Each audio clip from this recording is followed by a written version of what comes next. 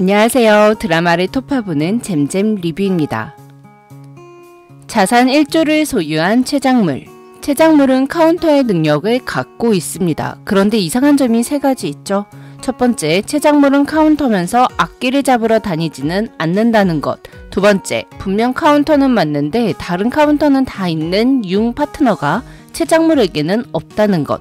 정확히 말하면 없다기보단 한 번도 최장물의 융 파트너가 등장하지 않았죠.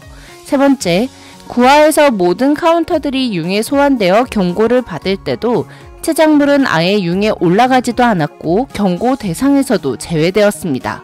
최장물도 분명 신명희에게 오물을 뿌리는 프로젝트에 동참한 카운터인데 말이죠.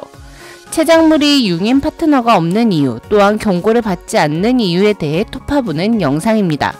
원작 웹툰에는 최장물에게 융 파트너가 있기 때문에 이 영상의 내용은 원작 웹툰에는 없는 내용으로 저의 내피셜입니다. 재미있게 즐겨주세요.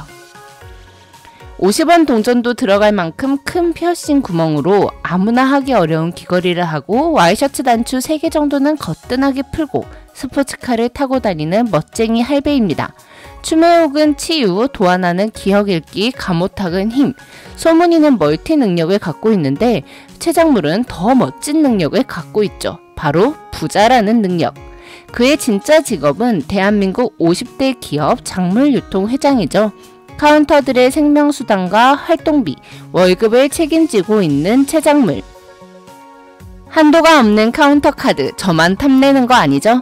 카운터 자격을 박탈당한 후 소문이의 기억을 지우라는 융인들의 말에 하나와 모탁, 매혹이 거부하자 최장물은 자신이 기억을 지우겠다고 나섭니다.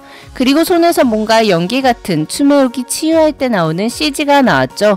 결론적으로는 소문이를 위해 기억을 지우지 않았지만 이 장면을 보면 최장물은 기억을 지울 수 있는 능력을 갖고 있습니다. 즉 다른 카운터들처럼 기본 능력을 갖고 있는 거죠.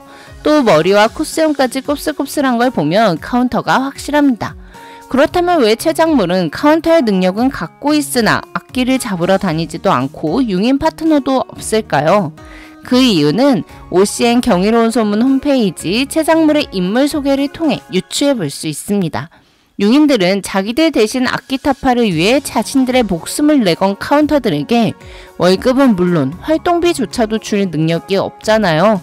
물론 카운터들의 국수집이 장사가 잘 되긴 하지만 국수집에서 버는 돈으로 월급을 받는다는 건 너무너무 불공평하죠. 다행히 융인들은 아주 좋은 물주 한 명을 명단에서 발견했습니다.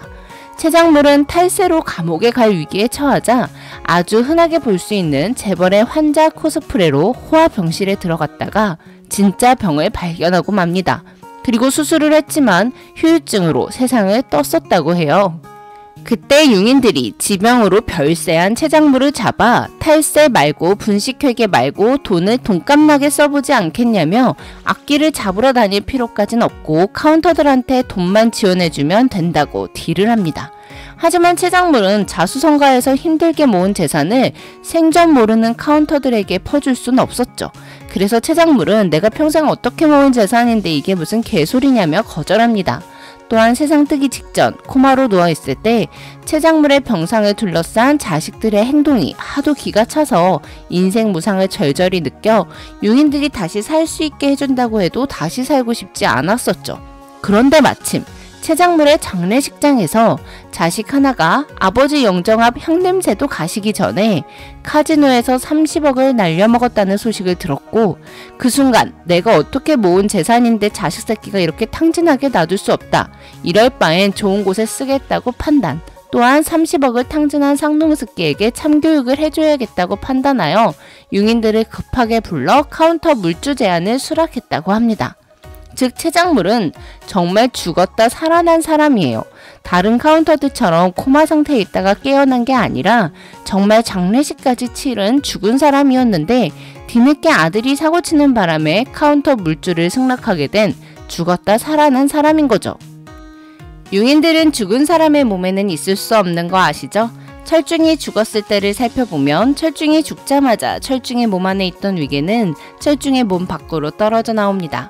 그런데 떨어져 나온 것처럼 표현되었지만 사실은 철중의 몸 안에서 몸 밖으로 떨어져 나온 게 아니라 저승에 있던 융인들의 영혼이 이승세계로 떨어진 거예요. 왜냐하면 융인들이 카운터들의 몸 안에 살고 있는 게 아니니까요. 카운터들이 악기들과 열심히 싸울 때도 저승인 융에서 우아하게 앉아 차 마시고 있던 거 기억하시죠? 즉 융인들은 자신과 연결된 카운터가 생명을 잃으면 융에서 2승으로 떨어지게 돼요. 그리고 다른 코마 상태인 사람에게 옮겨가지 않는다면 그대로 소멸돼 버리죠. 즉 융 파트너는 죽은 사람과는 카운터 계약을 할 수 없습니다. 그런데 드라마에서 최장물은 한번 죽었다 깬 사람이죠. 최장물이 융 파트너가 없는 이유는 최장물이 이미 한번 죽었다 깬 사람이기 때문에 융인들과 카운터 계약을 할 때 융 파트너가 없이 카운터의 능력만을 받는 걸로 계약을 한 것 같아요. 또한 최장물이 악기를 잡으러 다니지 않아도 되는 카운터들의 물주 역할만 하는 조건으로 목숨을 돌려받았기 때문인 것 같습니다. 또한 융인들이 최장물에게 경고를 주지 않은 이유는 부자를 다시 물주 카운터로 만드는 게 어려워서 아닐까요? 일단 융인들에게 물주 카운터가 필요하잖아요. 하지만 10화에 나왔던 소방관이었던 사람조차도 카운터가 되기 싫어하는 판국에 자신의 재산을 서슴없이 내주는 물주 카운터를 만드는 일은 쉽지 않겠죠. 그래서 제 개인적인 생각으로는 최장물이 가진 돈 때문에 최장물의 파워가 융인들에게 좀 먹힐 것 같아요. 원작 웹툰에서는 최장물에게도 융 파트너가 있습니다. 또한 악기들이 자신들끼리 손을 잡자 원래 악기를 잡으러 다니던 카운터만으로는 부족해 은퇴를 했던 최장물도 악기를 잡으러 다니죠. 그리고 삶에서 나오는 짬바로 엄청난 활약을 하기도 하는데요. 개인적으로는 웹툰에서 최장물의 활약이 너무 멋졌기 때문에 드라마에서도 최장물이 악기를 잡으러 다녔으면 좋겠네요. 마지막으로 경이로운 소문 1화 초반에 소문이 주연이 웅민이가 자전거를 타면서 웹툰 주인공인 히어로 캐릭터를 설정하는 장면이 있습니다. 이때 3명이서 만든 히어로 캐릭터가 완전 소문이 그 자체더라고요. 주연이가 흑수저 캐릭터로 만들자고 하고 소문이가 우리 빌런을 깰 때마다 강해지는 걸로 하자며 빌런 능력치를 흡수해서 자기화시키는 거야 라고 말합니다. 이 대사 완전 소름 끼치지 않나요? 왠지 소문이가 그렇게 될 것 같아요. 그리고 웅민이가 성격 되게 삐딱한 캐릭터면 어떨까? 분노 조절도 안 되고 심술도 부리고 혈액형은 B형으로 분노 조절 못하는 거 이거 우리 소문이 맞죠? 여자친구는? 이라고 묻자 한마음 한뜻으로 3명이서 짝사랑이지 대답하는데 소문이랑 하나 이 커플 안 되는 걸까요? 차라리 그냥 추여사와 장물 형님을 응원하는 게 빠를까요? 지금까지 드라마를 톱파보는 잼잼 리뷰였습니다. 감사합니다.